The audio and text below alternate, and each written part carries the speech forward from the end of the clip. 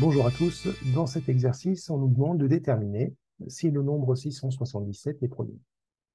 Donc, je remets la définition. Donc, un nombre premier, c'est un nombre qui possède, c'est un nombre entier, qui possède exactement deux diviseurs positifs, 1 et lui-même.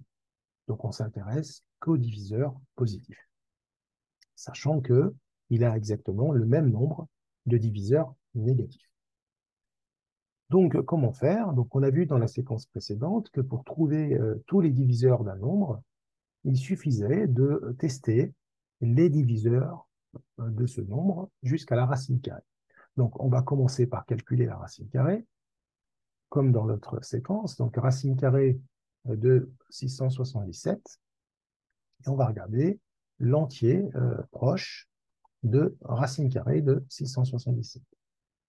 C'est parti. Donc, racine carrée de 677, donc seconde x au carré, donc la racine carrée de 677, on cherche une valeur approchée, donc c'est environ 26. Ok, donc c'est environ égal à 26. Donc, selon la méthode précédente, si on cherchait le nombre, on cherchait tous les diviseurs, pardon, de 677, il aurait fallu tester les diviseurs jusqu'à 26. Alors nous, ça a changé la donne ici. On veut savoir si 677 a d'autres diviseurs. Donc là, je cherche les diviseurs de 677, mais je ne cherche pas tous les diviseurs. Donc je sais qu'il y a 1 et 677, bien sûr, mais je veux savoir s'il est premier. Donc dès que je trouve un diviseur autre que 1 et 677, je déclare le nombre 677 non premier. Et donc, dans la méthode qui va suivre, on ne va pas tester tous les entiers inférieurs à 26, on a dit, donc inférieurs à 26. On va tester les nombres premiers. On va tester uniquement les nombres premiers inférieurs à 26. C'est-à-dire, on n'a pas besoin des autres entiers qui ne sont pas premiers. Pourquoi? Parce que, par exemple, s'il est divisible par 6, si 677 était divisible par 6, il serait divisible par 2 et par 3, puisque 6 égale à 2 fois 3. Ils sont deux nombres premiers. Donc, dès qu'il est divisible par un nombre qui n'est pas premier, on sait qu'il est divisible forcément par un autre nombre. Donc, il n'est pas premier. Donc, autrement dit, il suffit de tester uniquement les nombres premiers. Et dès qu'on trouve un nombre premier diviseur de 677, donc, alors on déclare 677 non premier. Donc, je vais commencer d'abord par enlever tous les nombres qui ne sont pas premiers. Donc, 1 n'est pas premier, d'ailleurs c'est un diviseur, parce que le plus petit nombre entier premier, c'est 2. Et d'ailleurs, c'est le seul nombre premier pair. Alors ensuite, donc du coup, on va enlever tous les nombres pairs, inférieurs à 26, donc 6, 8, 10, ceux-là, ils ne sont pas pairs. Ça nous rappelle le crible d'Ératosthène, c'est exactement ça, en fait, le crible. Donc 18, 20, ceux-là, on les enlève. On va laisser que les nombres premiers. Donc 3 est premier, et tous les multiples de 3, on va les enlever. 6, 9, 12 est déjà fait, 15, 18 c'est fait, 21, 23, 25.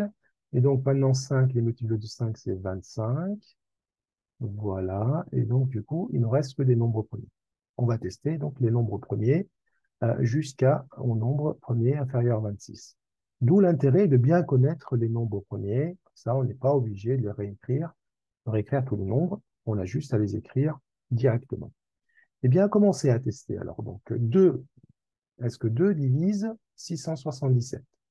Eh bien non, pourquoi? Parce que 2 est pair, et si 2 divisé 677, cela veut dire que 677 est un nombre pair, sauf que le chiffre des unités ici montre bien que 677 est un nombre impair, donc on va l'éjecter. Est-ce qu'il est multiple de 3? Ben non, puisque 7 plus 7, ça fait 14, et 6, ça fait 20.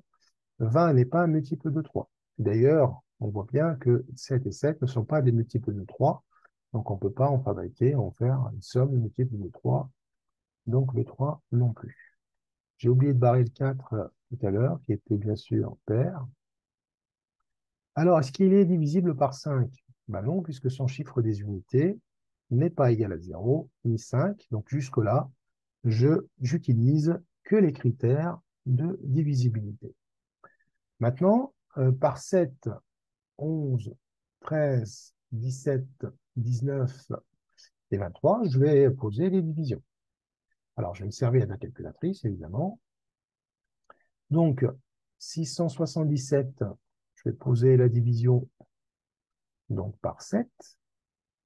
Eh bien, on a un reste qui n'est pas égal à 0. Autrement dit, 7 ne divise pas 677. Ça veut dire que 677 n'est pas un multiple de 7. On le sait déjà.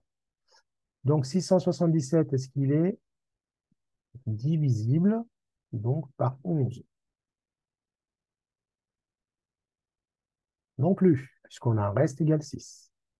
Il nous reste à tester maintenant donc 13. Donc, par 13, il n'est pas divisible par 13, puisque j'ai un reste égal 1. Donc ensuite, le nombre premier après 13, c'est 17. Donc 677 divisé par 17,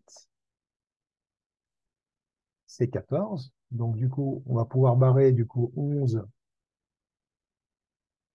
11, 13, 17. Donc maintenant, il nous reste 19 et 23. Donc 19, pardon, 677, et on va diviser par 19.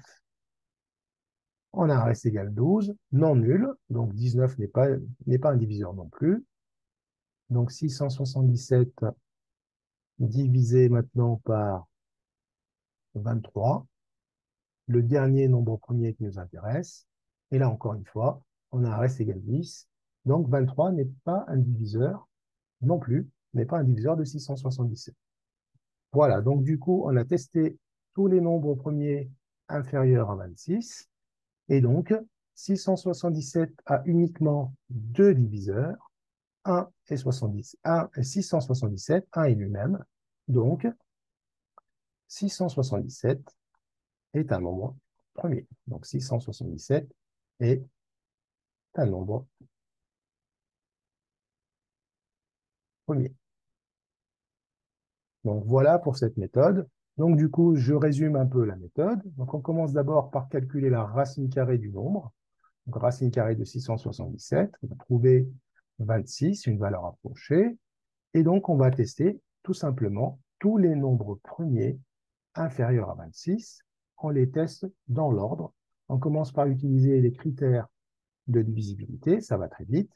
Et enfin, on attaque, on pose les divisions, on essaie, enfin, on pose à la main ou bien à la calculatrice pour observer, regarder le reste de la division et voir si j'ai un diviseur inférieur à la racine carrée de ce nombre.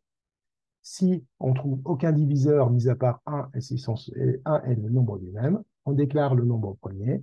Si on a un diviseur autre que 1 et le nombre lui-même, eh bien, on arrête les tests et on déclare le nombre non premier.